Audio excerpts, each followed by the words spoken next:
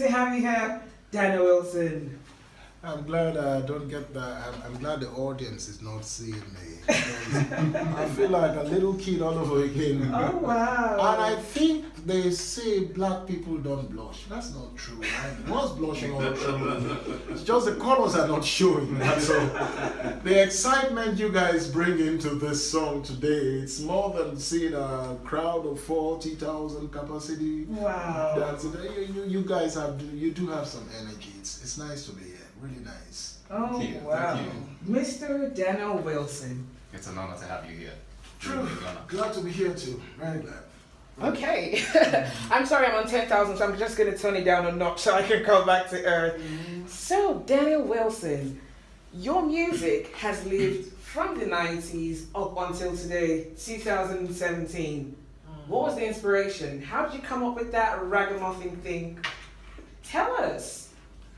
Well, it's good to know that songs that were written so long ago are still being danced to today, you know. And I think the real key to it is not following fashion, just digging deep into yourself and writing songs as they come to you.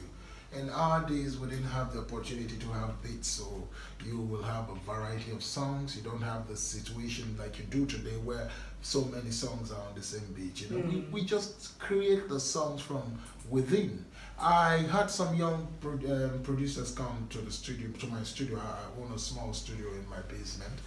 And the guys came and they said, Baba, we've done some beats, come and fling to it. And I said, beat, fling to it? That's not how we used to do it.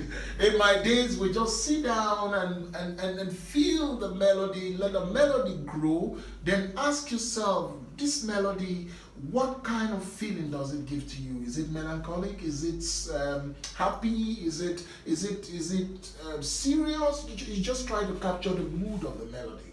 And then from there, the lyrics are laced on. And the lyrics, because of the mood, when you capture the mood properly, the lyrics and the mood and the music all becomes one. So the music is alive. And that's how we played music those days. It was living music. That means it won't die. How did music start for you? Well, I come from a very Christian background. My parents were heavily, you know how it is with them when Christianity came into Nigeria, they embraced it properly with our old parents. And my father was a tough Christian. And he wouldn't have his son go do music. In fact, all of us were built, primed up to be proper doctors, engineers, lawyers, and all that, you know. And I had the older ones before me doing very well. And so I decided, look, every day I find myself writing songs.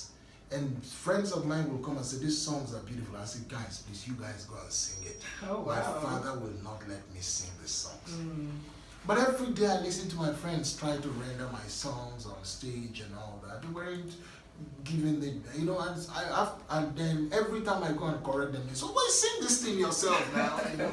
So one day I woke up and I said, all right, let me do a video, demo tape, you know. So I walked up to Lagos, a place called Tabaxi. I did a demo tape. The moment I finished the demo tape, everybody embraced me, and the managers, the owners of the studio, everybody said this is the place to be, the right place, hotels were paid for me, opportunities were given to me. The next thing I knew, I was a recorded star already. It was so fast. All the pressures and travails artists go through didn't come to me. Wow. It was just one easy step after the other. Next thing I knew, I was all over the place doing concerts from place to place. And that's it. It took me far. Wow. It really did take me far. So, do you play any instruments? Well, yes. I didn't play any instrument at the time. So then, when, you know, because it wasn't what I thought I was going to do. But well, over the years, having, you know, own studios, and you fiddle here and there, and then the fiddling becomes becomes a habit, and then the habit becomes an art. Okay. You know, so I play the keyboard, I play the piano, I do a little bit of wind instruments, sax, trumpet, so I just get by on all that. We're just gonna go on to another spectacular song from you.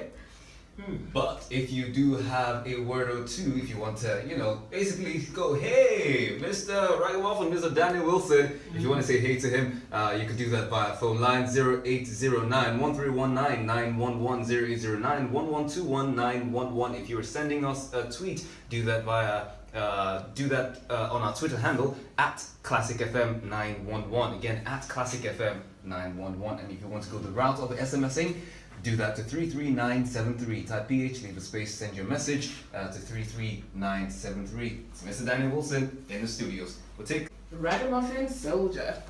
Here it is. As young as you thought I was, but thank you for your prayers. It has brought me far. I love your work. Thank you very much. Thank you. Thank you so much for your qualifying. Thank you. You people did a great job. Thank you. It took Zibby a lot of arm twisting. I'm enjoying the interview today, but believe me, I can't remember when last I allowed for an interview. So this is actually a lot of work. Awesome. Thank you. One of the best things I like is that's what I go on say. I don't have money, but I don't have a car. And I don't have money, and I don't have a car, but I have girlfriends like a multi-millionaire. I give them good loving and satisfaction. It's even better than money in the bank. Now, I know that they will tell me about some broadcasting stuff, so let's not go too far into that. Thank you very much. I appreciate a lot of you. Thank you. God bless. Oh wow, that is awesome. Daniel Wilson actually just did a special freestyle on air. Got to love that. You heard that from Classic FM 91.1. Thank you so much for your call, Mr. Wilson. You can see like your fans have missed you. Well, I'm surprised they're still there. I thought that, age and time has passed by. Because I'm a fan of other artists now myself. So what artists do you like in Nigeria currently? I have quite a few good ones, and they're very good. My boys are kicking it, and I really can't. The thing about me is if I do mention a few names and leave some names out, it will be. Mr. Wilson is being politically correct. but I've got a lot of love for some of the old ones who took off like 2 generations after me. The Sonny Nages, the what do you call him, Two-Face and the rest of them. But then again, today I've got love for the Adekune Goals, Timaya is consistent. My brother Duncan Knight is doing very well. I've got so much love for him too. And believe me, I could go on calling names, but people like, for instance, Simi, Adekune Gold, and what's this other guy? There's a threesome. The other guy. I like how that sounds, a threesome. Yes. The False Bad guy. Those 3 people are a team. They're a team that makes music and uplifts music in this country. And then of course we've got all the Flavor. Actually, Phino, these are very unique artists with unique styles of theirs and all that. I've got a lot of love and respect for Wizkid too, I'm listening to all they're doing and they're very good. And in Port Harcourt, there are some great guys coming up, but they're not being given the kind of push they could.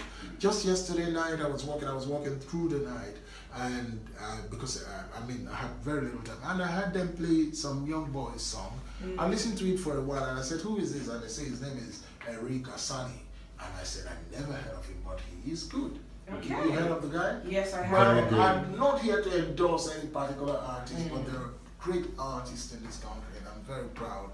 They make the business sound a little bit difficult if I want to come back, but trust me, if I do want to come back, I will learn from them and overtake them. I'm a fast learner. Oh, that is awesome. All right. Quick question. Yes. How do you feel about the change between your era and what is obtainable right now in the world of music? Well, I think it's progress. Progress is progress. Sometimes progress could be misdirected, but it's still progress, I think that what the artists are doing, they've come a long way. There was some time back when it wasn't properly defined. You weren't too sure what Nigerian artists were singing. you know. But right now, it's getting better. Trust me. Okay. And the only thing missing till date is the message. We still have a lot of song without message, you know, and you know, music. You know, music is a weapon that you could change a lot of things with, and if you use a weapon without shots in it, you know, you fire blanks, it doesn't achieve anything. But if you do have the right message in it, that's like a weapon that is well weaponized with bullets and all that, and you can achieve a better society and all that, you know. I believe in music that brings change. I believe in music advocacy, you know, that's it. Okay, I'm just gonna ask really quickly. You started your music career in the 90s. True. Were there artists before then that inspired your music? In Nigeria, very few. Although I had a lot of respect for Rex Lawson and Fela Nicola Mokuti, who actually Christian me superstar.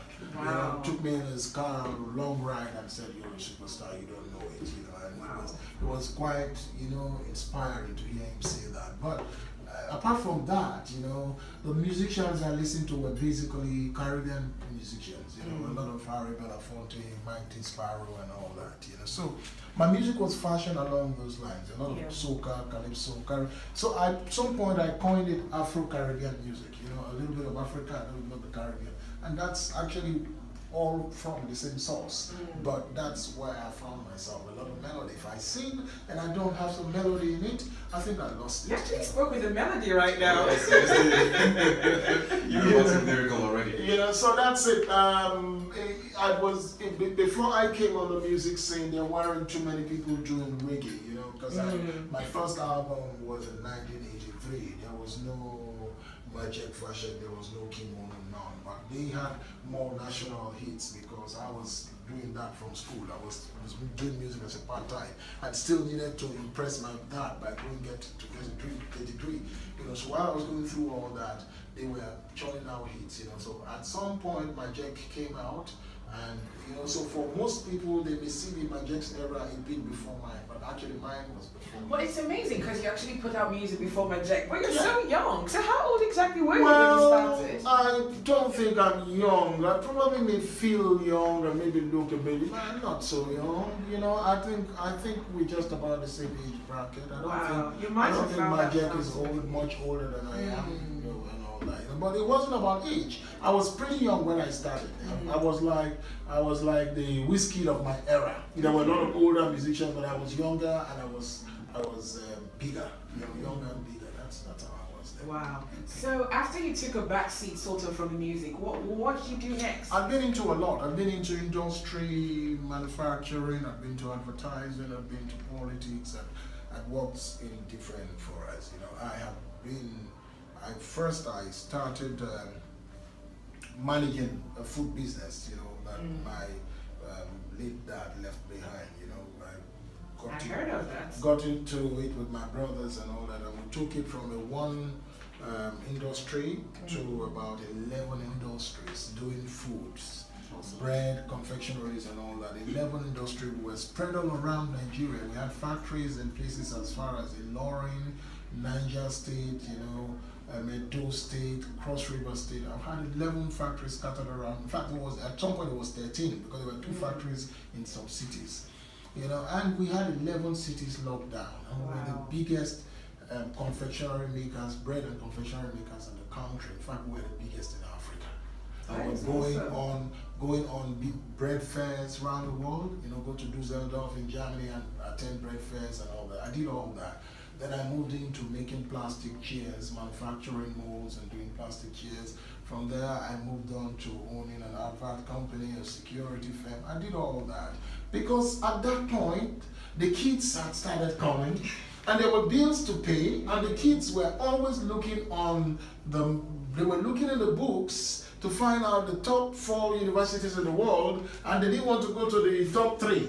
I mean, they didn't want to go to the top 6, they want to go among the top 4 and all that, you know, so you had to pay high bills, you know, and we had to be creative and start doing a lot of businesses to keep them going. Wonderful. All right, now in hindsight, or looking back in, you know, retrospect, in that time where you started your music and everything, if you were to do anything over again or differently, You know, looking back in retrospect, what exactly would you have done, you know, in that time to affect your style of music or the industry at large? I have no regrets about the life I lived. Everything I did, if I have an opportunity, I'll do it again. The only thing I would have been wiser with my money, that's all.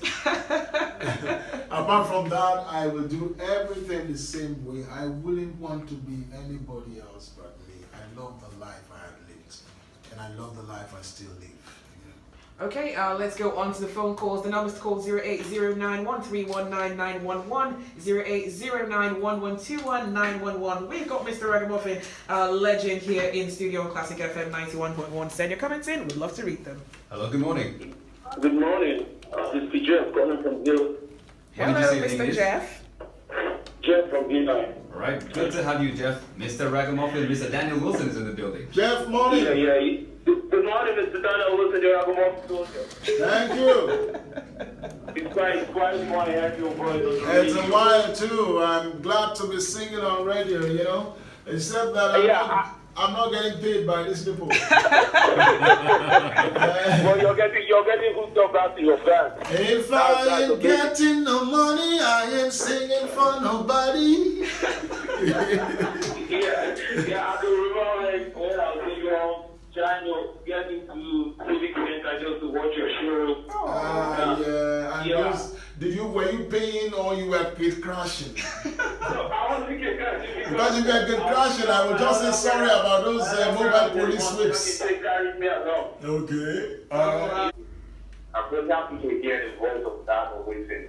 I'm happy to be here too. Happy to hear your voice too. I was a very literally looking out. It's very wonderful and a fantastic fan of yours. And the style of song, all over my Facebook when I was primary school. I appreciate a lot.